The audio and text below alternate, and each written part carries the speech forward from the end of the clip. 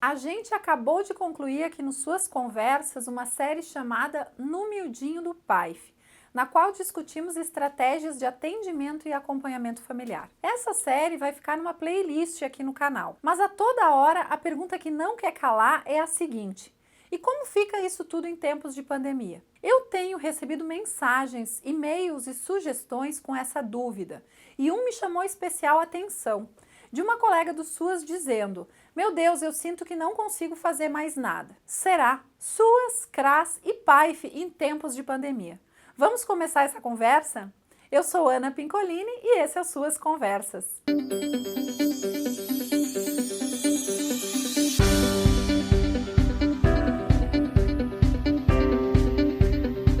Olá, pessoal do Suas Conversas, tudo bem com vocês? Hoje a gente vai discutir esse assunto que não quer calar. Mas primeiro eu preciso dizer que essa não é uma discussão nova.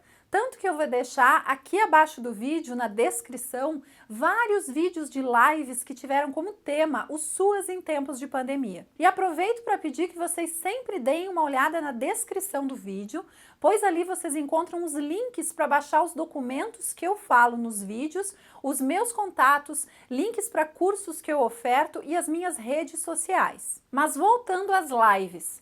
Essa época vai ficar marcada como a era das lives. Quem não ficou imerso em lives e mais lives e fez até uma agenda de lives para não perder nenhuma? Então aqui embaixo estão várias lives que eu assisti nesses tempos, para que caso elas não tenham feito parte da agenda de lives de vocês, vocês também possam assistir e ter ideias. Esse assunto não é assunto para um vídeo só, e geralmente a gente começa da teoria para a prática. Eu vou inverter essa ordem, já que a pandemia surpreendeu todo mundo, e vou fazer o contrário e começar pela prática, para depois olhar alguns assuntos teóricos e documentos que saíram sobre isso. Então, nesse vídeo eu vou me dedicar mais ao miudinho da pandemia e à minha experiência de trabalhadora do SUAS e consultora bem nesse período. Mas antes de entrar no assunto, se você ainda não é inscrito, inscreva-se no nosso canal e depois ative o sininho das notificações para ser avisado sempre que tiver vídeo novo por aqui. Também curta esse vídeo, porque isso diz para o YouTube que ele é conteúdo relevante. No finalzinho de janeiro de 2020, a Organização Mundial de Saúde declarou emergência de saúde pública e 2 meses depois, em 20 de março, reconheceu a situação de pandemia. Uma pandemia, como o nome diz, é uma epidemia que atinge uma escala mundial. E uma epidemia, por sua vez, é caracterizada pela ocorrência simultânea de surtos de determinada doença em várias regiões, em que os focos vão pipocando aqui e ali. Isso faz das epidemias, assim como de outros desastres naturais, o que a gente chama de uma situação de contingência. Uma contingência é uma situação de incerteza quanto a um determinado evento ou fenômeno, cujas consequências podem gerar perdas e danos. E o que isso tem a ver com a gente? Bom, no parágrafo único do artigo 2º da LOAS, a Lei Orgânica de Assistência Social, a gente lê que a assistência se realiza de modo integrado às demais políticas sociais com vistas ao enfrentamento da pobreza e à garantia dos mínimos sociais, à universalização dos direitos sociais, ao provimento de condições para atender contingências. Então, somos uma política que atende situações de vulnerabilidade social diante de contingências. E muitas vezes, no curso de uma contingência, pessoas que nunca precisaram buscar assistência social enfrentam situações de vulnerabilidade temporária e passam a demandar os nossos serviços. Eu já falei um pouco disso nesse vídeo aqui do card. Nós, da assistência social, assim como saúde e outras políticas sociais, somos serviços essenciais à população, como foi referendado pelo decreto número 10.282 em 20 de março de 2020.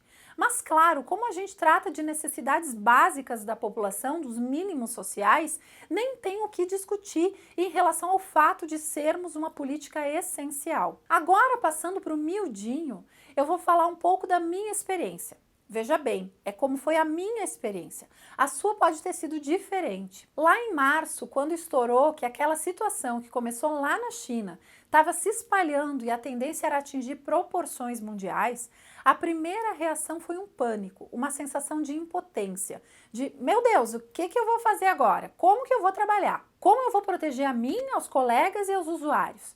mais ou menos a mesma perplexidade que essa colega me relata no e-mail dela. Essa perplexidade caracteriza as contingências e a gente ficou meio paralisado.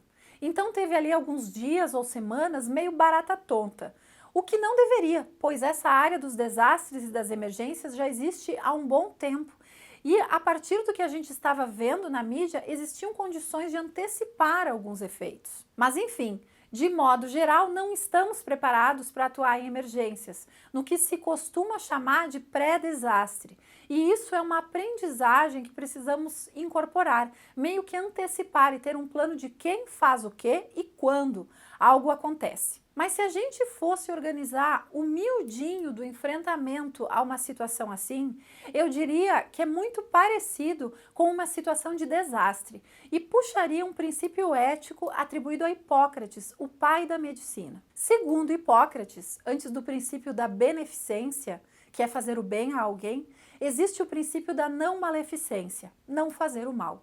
Então, primeiro de tudo, é não piorar a situação. É um pouco como um acidente de trânsito, em que você vê o acidente na beira de uma rodovia e antes de sair socorrendo e ligando para o SAMU feito maluco, sujeito a ser atropelado aí no meio da pista junto com os acidentados, você sinaliza o local, coloca um triângulo, coloca o galho de uma macega da beira da estrada, porque pode ficar pior se você e o restante dos acidentados terminarem atropelados. Então eu puxo muito esse princípio do Hipócrates.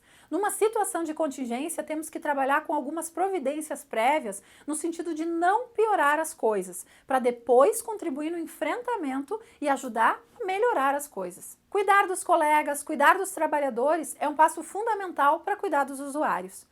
Mesmo um bombeiro não vai enfrentar um incêndio sem nenhum equipamento de proteção e sem um treinamento adequado. Então, depois daquele para tudo e da perplexidade dos primeiros dias, em que a gente ia tomando conhecimento dos primeiros casos na nossa cidade, pipocando aqui e ali, o movimento fundamental passou a ser essa via de não piorar.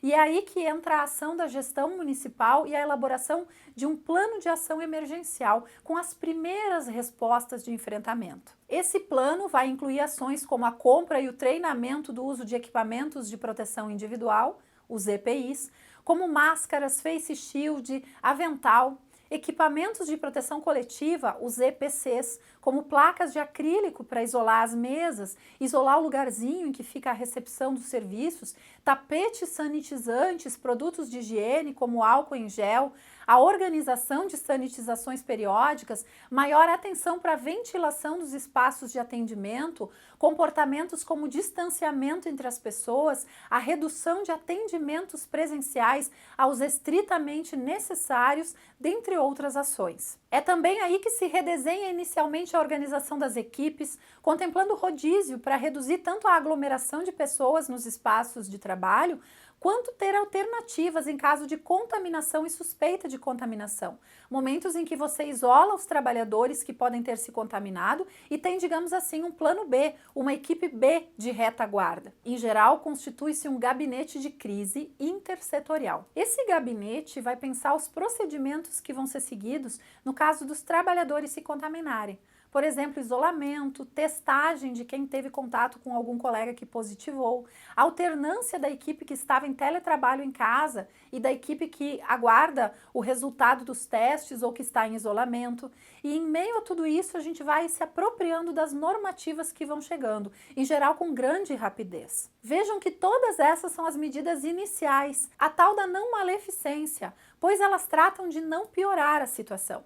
Afinal, se os profissionais vão lá de peito aberto e sem cuidado nenhum, em umas 2, 3 semanas fechava tudo e babá os atendimentos à população e serviço essencial. Vejam aí a importância de respostas rápidas e responsáveis da gestão municipal, que tem sido muito desafiada nesses tempos de pandemia. Feito isso, e aí já pensando no enfrentamento, acho que a máxima geral foi que a gente tem que ter articulação entre serviço e benefício. Vai ser um período em que as pessoas, pelas consequências tanto de saúde quanto consequências econômicas, vão buscar mais o acesso a benefícios eventuais. Então existe uma tendência de maior procura de cestas básicas, auxílio alimentação, na forma de cartões nos municípios que já têm essa modalidade, assim como auxílio emergencial em dinheiro, como o que tivemos no ano passado, ou nos programas de transferência de renda que alguns municípios têm. Então vai ocorrer um aumento, uma ênfase de procura por benefícios socioassistenciais e uma ampliação do perfil das pessoas que buscam esses benefícios.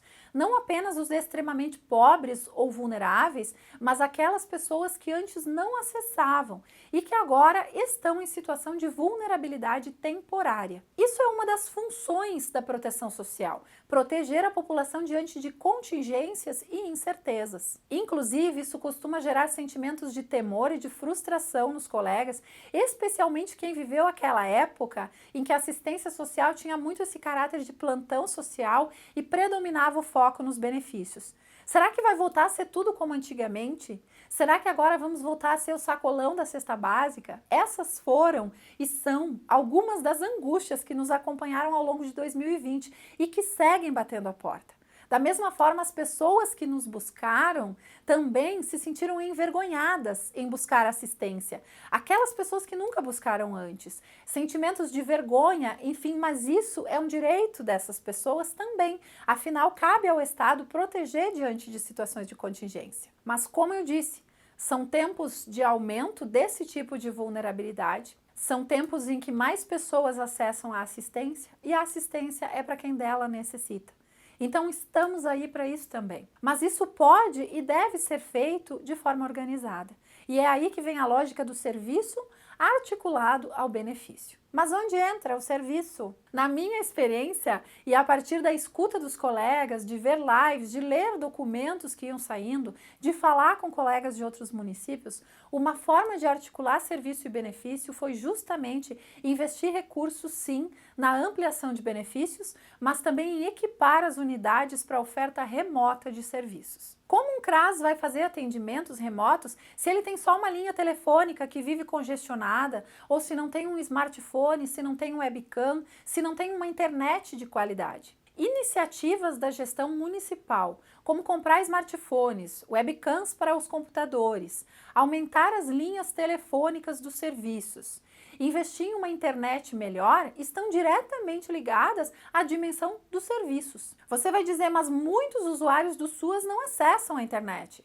A gente sabe que muitas famílias não têm acesso a tecnologias de informação, mas muitas têm. Então, é interessantíssimo mapear quais famílias acessam a internet e dispõem de smartphone ou de computador. Dentre estas, que redes sociais elas utilizam. No meu município, identificamos que o WhatsApp e o Facebook são redes sociais bastante acessadas pelos usuários do SUAS. São redes acessíveis que não demandam uma internet muito potente, especialmente o WhatsApp. Quais usuários não têm ou não sabem usar as redes? Esse é um outro mapeamento. Nesse caso, eles têm telefone comum? Para esses casos, é importante possibilitar acesso, que eles possam ligar a cobrar para o CRAS. A gente pode, inclusive, divulgar os horários de ligações ou organizar um plantão telefônico, uma acolhida telefônica em determinado dia, em determinado turno. Por fim, quais famílias não dispõem de recurso nenhum, nem internet, nem redes sociais, nem telefone? Nesses casos, como estruturar a busca ativa dessas famílias de forma segura para elas e para os trabalhadores? Será via visitas domiciliares, com todos os cuidados, como se diz, da porta para fora? Será através de bases no território? Daí a importância da gestão territorial do CRAS, em que o CRAS sabe que tem um centro comunitário no tal lugar, uma escola no outro, e vai lá em situações excepcionais, com agendamento, e organiza uma ação num espaço aberto, no ar livre. Enfim, vamos desenhando estratégias para aqueles que não conseguem acessar nenhum recurso tecnológico, para que haja um momento em que a família converse com a equipe e não sejamos apenas um grande plantão da cesta básica. Além de mapear os recursos das famílias, obviamente precisamos mapear que recursos o nosso CRAS tem para o atendimento remoto. Ele conta com internet? Ele tem computadores? Esses computadores têm webcam e microfone, fones de ouvido? Ele conta com smartphone? Quais as redes o nosso CRAS tem para se comunicar com as famílias? Ele tem um Facebook? Ele tem um WhatsApp institucional? Então é fundamental pensar nesses recursos de comunicação do CRAS com os usuários. E aliás, eu tenho visto muitos CRAs e CREAs bastante criativos no Facebook, produzindo muito conteúdo de qualidade e importante e mantendo um vínculo com os seus usuários através das redes sociais. Mas voltando ao miudinho da minha experiência. Em geral, como eu disse, primeiro ocorreu a elaboração de um plano de ação pela gestão municipal, com as providências preliminares e as respostas emergenciais. Depois, com um pouco mais de calma, elaboramos um plano de contingência com algumas sugestões sobre o funcionamento dos serviços nesse período. Quando estourou a pandemia, eu estava como psicóloga da equipe de monitoramento dos serviços de proteção social básica aqui no meu município. Meu município é de grande porte, então a gente tem uma diretoria de gestão do SUAS responsável pela vigilância socioassistencial, com equipes que monitoram os serviços da básica, da média e da alta complexidade. Eu sei que muitos municípios pequenos não têm essa estrutura. Existe um técnico de referência que faz a função de gestão do SUAS e existem municípios que não têm nem esse profissional, que é a secretária de assistência e os coordenadores do CRAS ou dos outros serviços. O fato é que, independentemente da estrutura do município, nessa perspectiva de que a pandemia tem uma duração que não se sabe bem qual é, o plano de contingências é um documento muito importante para pensar como será a prática dos serviços enquanto durar a situação. Um documento que nos ajudou muito a elaborar o nosso plano de contingência e que eu vou deixar aqui na descrição do vídeo para você baixar, foi a Portaria 100, de 14 de julho de 2020. Eu não consigo. Fala 14 de julho, eu lembro da queda da Bastilha. Bom, mas além da queda da Bastilha, 14 de julho de 2020, no caso, foi quando a Secretaria Nacional de Assistência Social publicou essa portaria, que aprova as recomendações para o funcionamento da rede socioassistencial de proteção básica e de proteção especial do SUAS, de modo a assegurar a manutenção da oferta do atendimento à população nos diferentes cenários epidemiológicos da pandemia pelo novo coronavírus. Essa portaria é bem interessante porque ela é bem descritiva, ela tem várias recomendações bem práticas para os serviços do SUAS. Ela nos ajudou muito a elaborar o nosso plano de contingências. E pensando em algumas sugestões de funcionamento dos serviços, vamos pensar primeiro no que vale para todos os serviços do SUAS. O que é comum? Atuar com segurança, fazendo uso de EPIs e de equipamentos de proteção coletiva e dos protocolos de segurança como distanciamento, higiene das mãos, cronograma de sanitização dos espaços. Orientar os usuários sobre medidas preventivas da contaminação, inclusive fornecendo itens como máscaras descartáveis, acesso a álcool gel ou sabão, o que pode ser feito em parceria com a saúde, especialmente em municípios pequenos. Produzir bastante material informativo em parceria com a saúde. Priorizar o teleatendimento e agendar os atendimentos presenciais estritamente necessários, com bastante espaçamento entre um e outro para evitar aglomerações. Agendar visitas domiciliares e buscas ativas em loco estritamente necessárias, naqueles casos avaliados pela equipe como de maior vulnerabilidade ou de risco social, que a família não tem uma outra forma de se comunicar com o serviço. Proceder a encaminhamentos para subsidiar custos com sepultamentos, inclusive mediante a concessão de benefício eventual como auxílio funeral. Conceder benefícios eventuais e provisões materiais para a população em vulnerabilidade temporária, direta ou indiretamente relacionada à pandemia,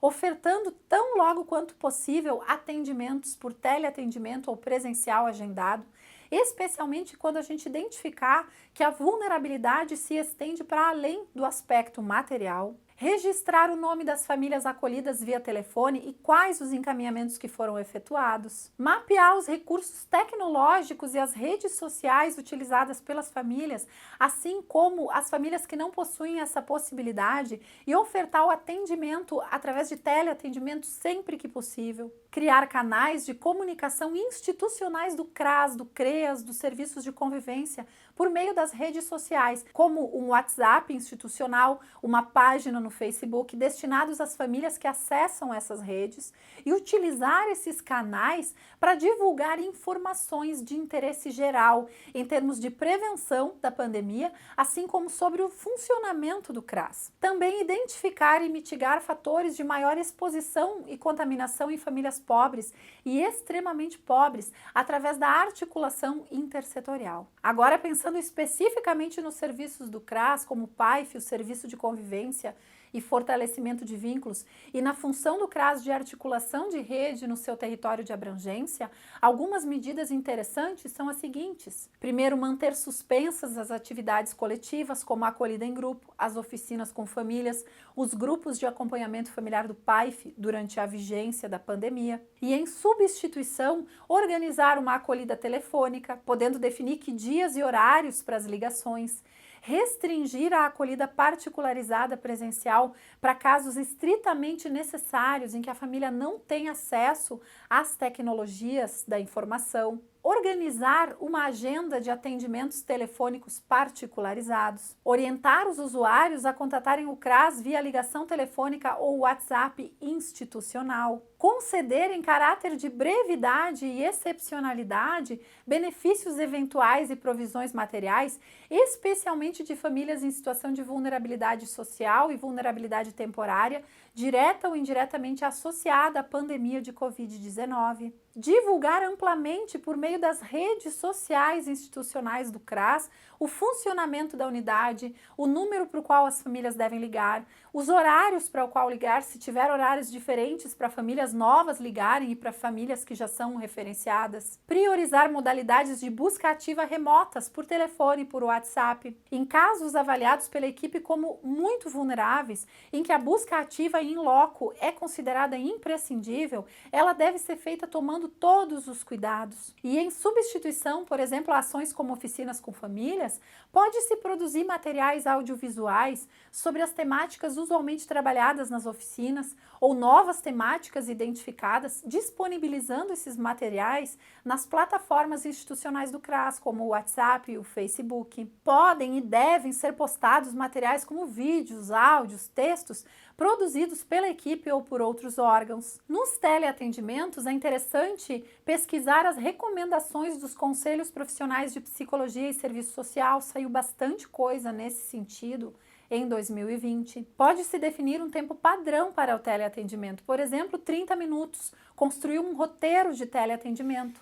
Divulgar na comunidade que tal dia é o dia do teleatendimento, de modo que o telefone do CRAS vai estar ocupado com as ligações marcadas previamente. Deve-se suspender ações comunitárias, como campanhas, palestras e eventos presenciais, mas se pode promover campanhas, palestras e eventos comunitários online, como lives e divulgação dos materiais audiovisuais sobre temáticas usualmente trabalhadas nas campanhas e outras ações comunitárias. Havendo essa possibilidade, é interessante manter o vínculo entre os membros de um grupo de acompanhamento familiar de PAIF, através da criação de grupos de WhatsApp. O grupo de WhatsApp pode ter o mesmo nome que o grupo presencial e pode ser utilizado tanto para postagem de informações gerais pelo técnico de referência, quanto para encontros virtuais, através de videochamadas ou partilha de áudios e mensagens entre os participantes daquele grupo. Pode-se combinar o envio de um vídeo no dia que acontecia o grupo, ou fazer uma videochamada,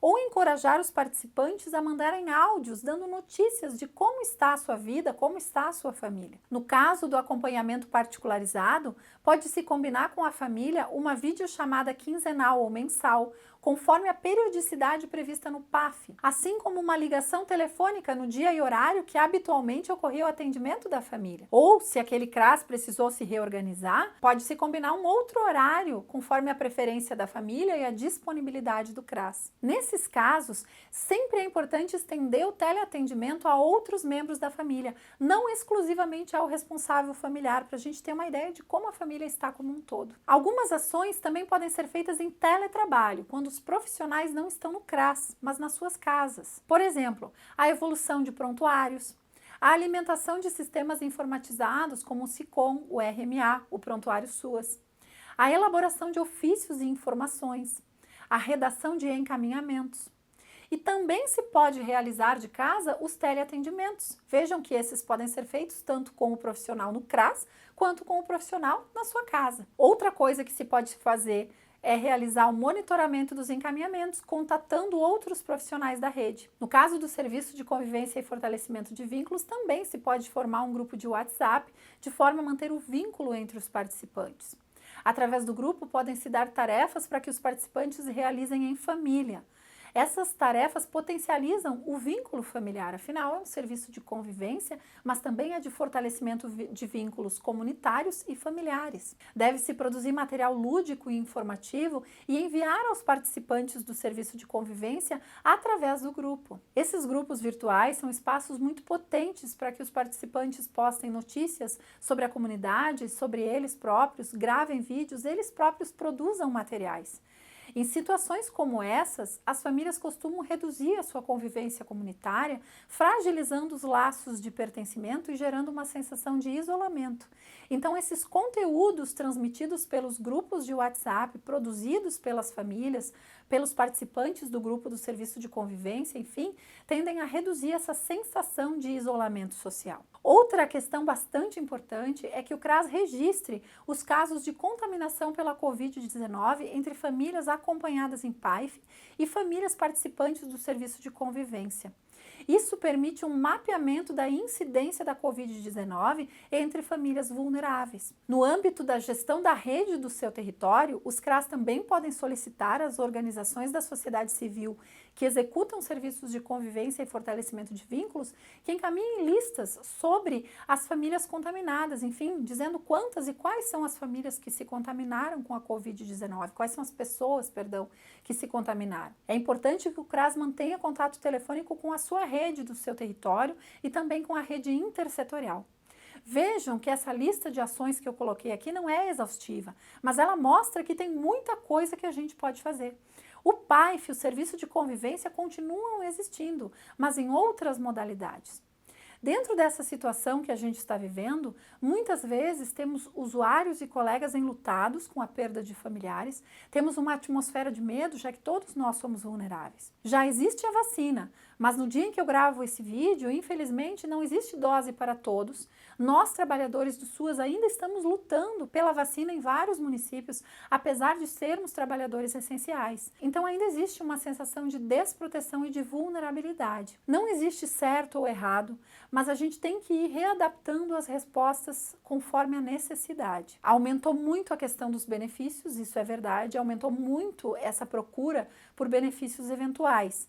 Mas conforme o caderno de orientações Atuação Socioassistencial em Contextos de Emergência e Calamidade, produzido pelo governo de Minas Gerais em 2020, que eu vou deixar aqui o link na descrição para vocês baixarem, os benefícios eventuais em contextos de emergência e calamidade pública têm como característica a brevidade e a excepcionalidade. A brevidade se refere à rapidez com que devem ser acessados. Já a excepcionalidade se refere ao fato de que a sua duração deve contemplar vulnerabilidades associadas diretamente à calamidade. Ou seja, é um caráter temporário. E à medida que algumas situações se prolongam, é importante a gente investir para além do benefício, nem que seja em teleatendimento, como eu falei, para ver o que está ocorrendo com essa família, pois infelizmente pode ser que ela passe de uma situação de vulnerabilidade temporária para uma situação de vulnerabilidade instalada ou que ela passe da pobreza para a extrema pobreza.